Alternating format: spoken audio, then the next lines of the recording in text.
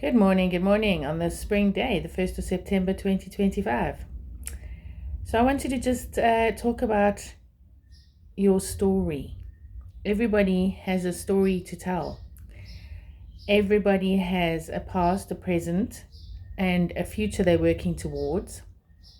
What mostly counts is our present moment, being present in the present moment. However, having gotten to this present moment, there's a whole history, and our history is our story.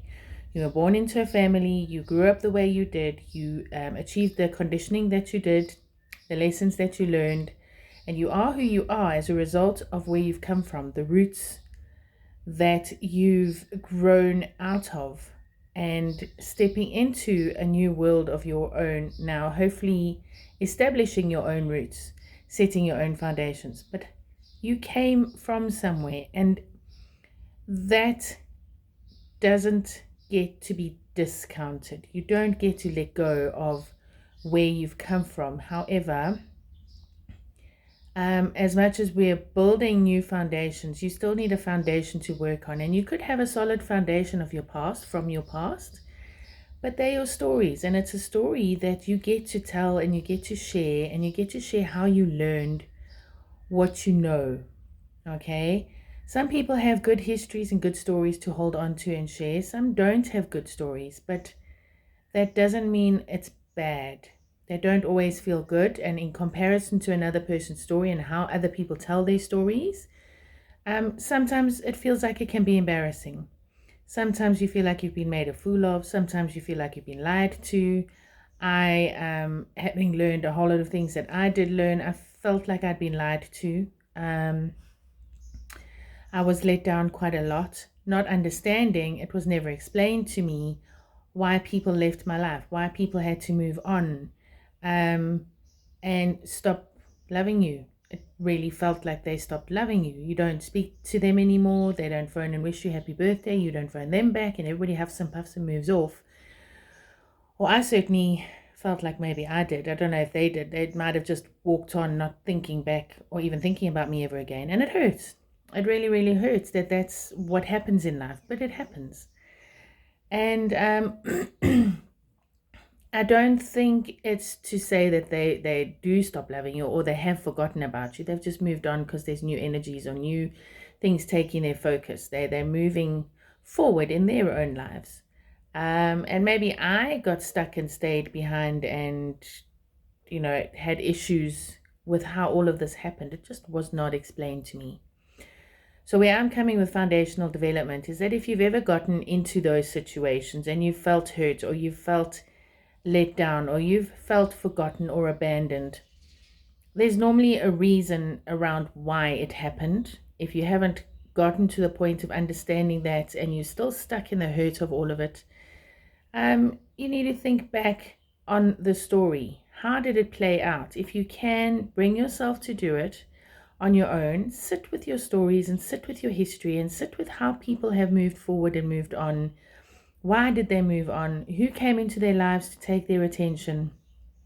But your story is still your story, and it's important to learn how you felt, what emotions came up from it. Those are your triggers in life to actually show you the way, show you where to go in life.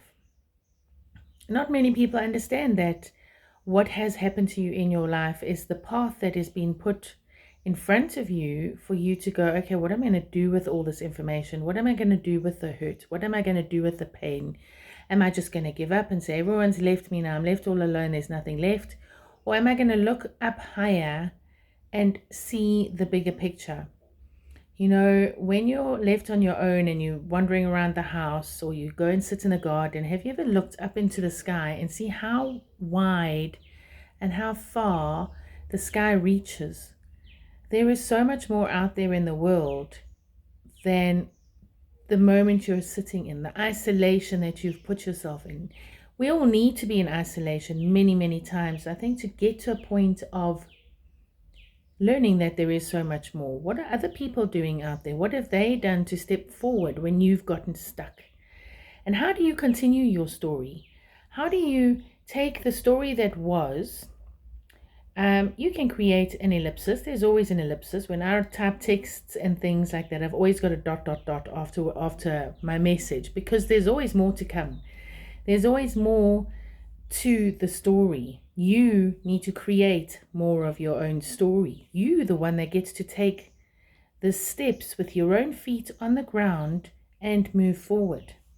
And you get to choose to wallow, to stay sad. Granted, you are allowed to get angry. Granted, you are allowed to get sad. Granted, you are allowed to get disappointed. You're allowed to feel everything that comes your way. These are the triggers that are here to teach you and actually guide you and show you where to from here. The thoughts that drop into your head, you need to work with those thoughts and say, is that a good thought? Is that for my highest good? Am I going to use this and grow with it? What am I going to do? I'm going to take the good, I'm going to take the bad, I'm going to take the ugly, and work with it. Create more of a story. Set your own roots down. You are allowed to chop the tree down of old and grow a new tree. Germinate new seeds, germinate new ideas, and create more of a story. Create another story in your life. That was one story, here's another story. We have many stories within our lives.